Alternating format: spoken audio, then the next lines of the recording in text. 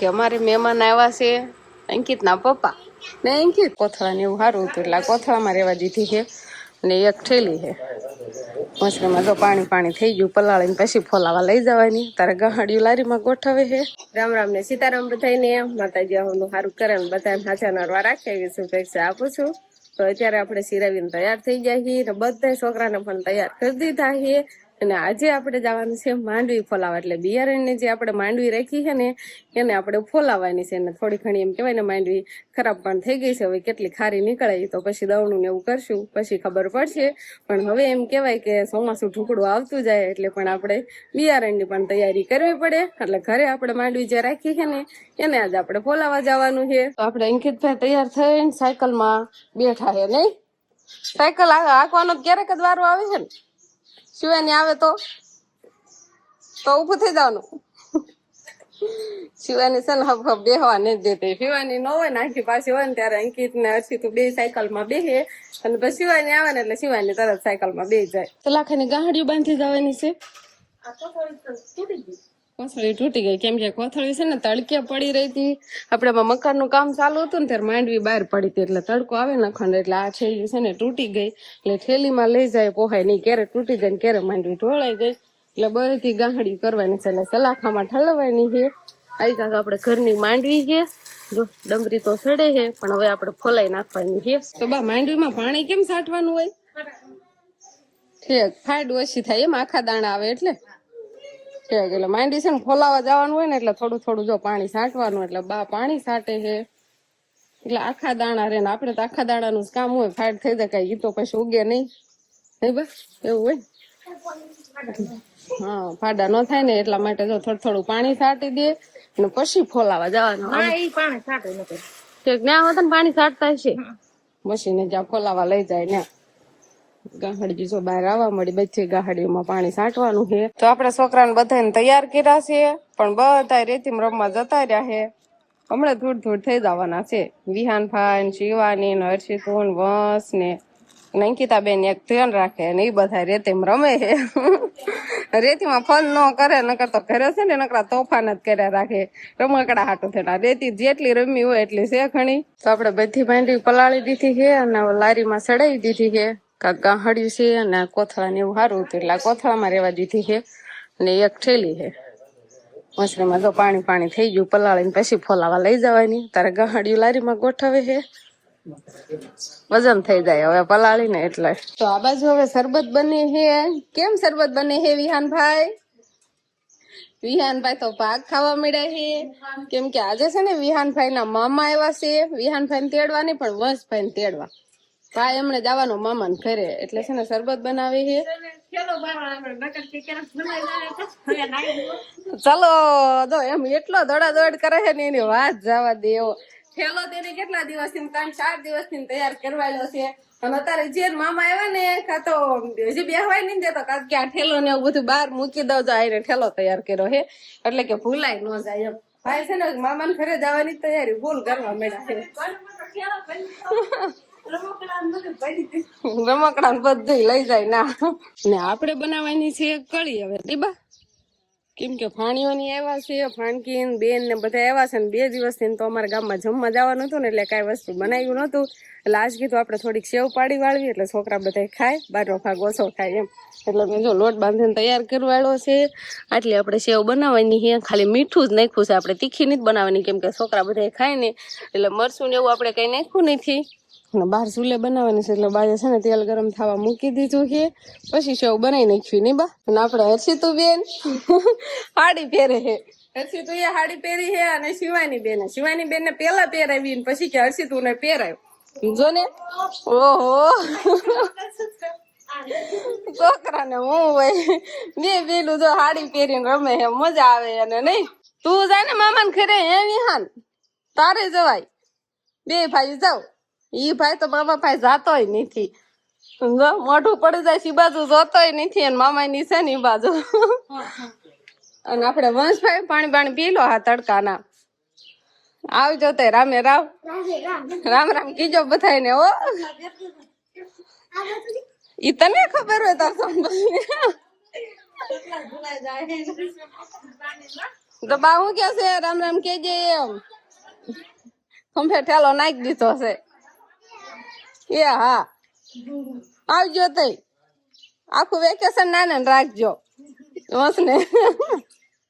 રેવું છે ને નાના ને બસ કેટલો ખુશ થઈ ગયો હે ભાઈ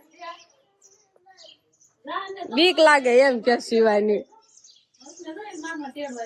બસ ને ત્યાં મામા તેડવા આવ્યા એટલે બસ ભાઈ હવે જાય વેકેશન કરવા કે દિવસ નો ઉતાવળ કરતો હતો અને શિવાની એમ કે મને બીક લાગે છે મામા ને બીક લાગે હે ગાંડી હે સમજો હામું જોઈ રહી છે ભાઈ ને લઈ જાય છે ને એટલે રામ રામ ને સીતારામ ડાયરામ તો અત્યારે છે ને ભાઈ આપણે બપોરા પાણી કરવા બેસી ગયા છીએ અને સવારમાં એમ કહેવાય કે આપણે માંડવીને એટલે કે હવે ચોમાસું નજીક આવે એટલે બિયારણ કરવા માટે આપણે ફરવા લઈ ગયા છે અને વંશભાઈ ગયા છે એના મામાના ઘરે અને આજે આપણે છે ને ભાઈ વરસાદ આવ્યો હોય ને એવું વાતાવરણ કરી નાખ્યું સામે પાણી આવે સામે આખા સ્લેબમાં પાણી આવે છે નીચે કેવું બધું લીલું થઈ જાય આપણે ખાલી વરસાદ આવ્યો બીજા કોઈને વરસાદ નહીં થાય બીજા કોઈ આવ્યો દેખાય પાણી આપણે જોતા પછી કેવું પાણી આવે છે જેટલા આપણે ભૂંગળા મૂક્યા ને બધે ભૂંગળે પાણી આવે છે ઓટોમેટિક કેમકે આપણે છે ને સ્લેબ ઉપર પાણી છાંટતા હતા ને થોડુંક ઠંડુ થઈ જાય ને તો વરાળ તો હોય જાય અને નીચે એનું અડે ને એટલું ગરમ થઈ ગયું તો થોડુંક નાના છોકરાને સારું રહે એટલે આપણે છે ને પલાળીએ 2-3 વાર પલાળીએ છીએ મોટર ચાલુ મૂકી થઈ જાય અને હવે આપણે બપોરા કરી લઈએ તો હે ને ભાઈ આપણે હવે અવતાર્યા છે અને દાણાનું નિરીક્ષણ આઈથી સારું બતાવે આખા ઘરમાં પાથરી દીધા કેમ કે લીલા હે ને પલાળ્યા હતા ને એટલે આ મોટો દાણો નાનો દાણો એમ એવું છે એક થેલી જો આવા દાણાની ફરાણી હા તો એ નોખી રાખજો હારે કરી દેતા ને આ બેથી છે ને જેટલા દાણા ઓલા કર્યા ને એ બધા નાના છે આ એક થેલી છે ને આમાં એવા મોટા દાણા નીકળ્યા છે આપણે પલાળી એટલે મોટા તો કરવા જ પડે દાણા ને એટલે આખા રૂમ માં પાથરા દાણા થેલી નથી આને આપણે નોખા છે ને આ ઘરમાં આપણે મોટા છે એટલે આજ તો જો તમે નોખા કેટલી કણીયા રાખશો છોકરા હારે કરી દે છોકરાને રૂમ માં આવવા જ નથી દેવાનો હમણાં આડો ખાટલો મૂકી દેવાનો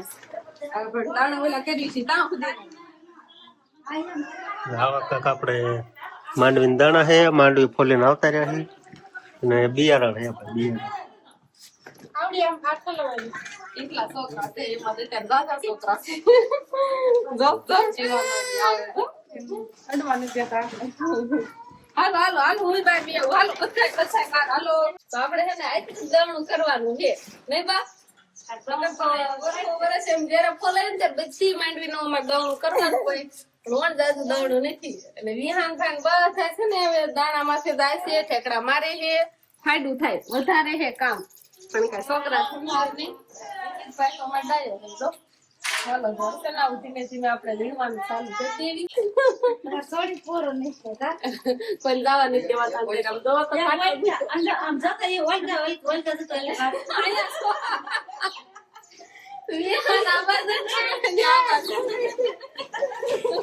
શિવાની બેન ને બધા તૈયાર થઈ ગયા ઓહો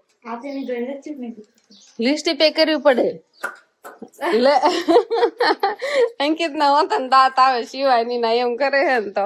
તો બધાને તૈયાર કર્યા છે ને બધાને જવાનું છે ગામમાં ફૂઈ યારે ગામમાં જવાનું છે તો એમ ફોન ન કરતી નકર ફૂઈ નહીં લઈ જાય પૂછ લે બે ફૂયું ગામમાં જવાના છે એટલે તૈયાર થઈ ગયા ને બધા છોકરા અત્યાર સુધી ગારામાં રમતા હતા ને બધાને તૈયાર કર્યા છે હવે ગામમાં લઈ જાય આઠો મરવાનો ભાગ લેતા આવ્યા નહીં કિતાબેન ચાલો બધા છે ને હવે ગામમાં હાલતા થઈ ગયા છે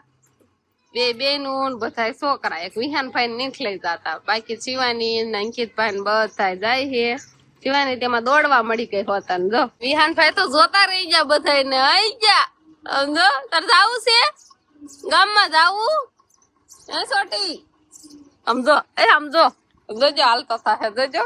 હવે જેસીબી ફાળી જો નહીં જાય તોય જાવું એમ તો થાય છે ધ્યાન તો ઈ બાજુ જ રાખે છે ભાઈ ને બા તો છે ને માંડવી ફલાવીને આવ્યા એટલે દળનું ચાલુ કરી દીધું ને બા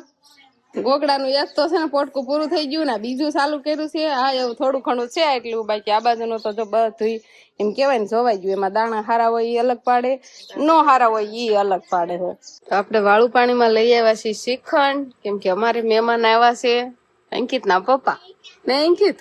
અંકિત ભાઈ છે ને પપ્પા આવ્યા એટલે તરત મોબાઈલ લઈ લીધો ને હારે વાળું કરવા બેસી ગયો છે ને શિવાની પપ્પાને બધાય વાળું કરવા બેસી ગયા હે, શ્રીખંડ ને શાક રોટલી ને કળી ને એવું બધું હે.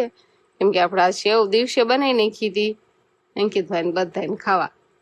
જાડી સેવ આપણે બનાવી હતી, થોડી ગાંઠિયા ટાઈપની બનાવી છે. જો અમારે ને એવી ઘણી ખરી બનાવી હતી ને આખો દિવસ છોકરાએ ખાધી. બસ બસ હવે નાખો માં. હા ને ક્યાં આયા એવું હતું કે લઈ લેવી એમ. હા આપણે ઘરે સેવ બનાવી છે ને ઈ છે. જમવામાં આપણે લઈ આવ્યા શ્રીખંડ ને એવું બધું છે ને બધા વાળું કરવા બેસી ગયા હી. શાક રોટલા છે પણ પેલા શ્રીખંડ ને એવું ખાઈ લે પછી શાક રોટલા ખાવાના. કળી બનાવી છે, કળી ને એવું બધું છે, દૂધ છાશ ને એવું. તો બધા બે ગયા હે. હર્ષિ તો બધા વાળું કરી લીધી, ખાઈ ગયા હટકી કાલી થઈ ગઈ. હાલો કઈ વાંધો નહીં થયું, બધા વાળું કરી લેવી. પેલા આદમી પેલા તો થાય પેલા છોકરાને જમાડ્યા, પછી આદમી ને પછી અત્યારે અમે બધા બાઈ બેઠા હી. તો બસ હવે આજનો દિવસ કાંક આપણે આવો રહ્યો. તો આ સાથે જ હવે આજનો બ્લોગ આપણે અહીંયા પૂરો કરશું. તો વિડીયો તમને કેવો લાગ્યો કમેન્ટમાં જરૂર કહેજો, અને જો પસંદ જ આવ્યો હોય તો લાઈક કરજો, શેર કરજો, અને ચેનલમાં નવા હોય તો ચેનલને સબસ્ક્રાઈબ કરી લેજો. તો ફરી પાછા મળશું આપણે નવા બ્લોગમાં. તો બાય બાય.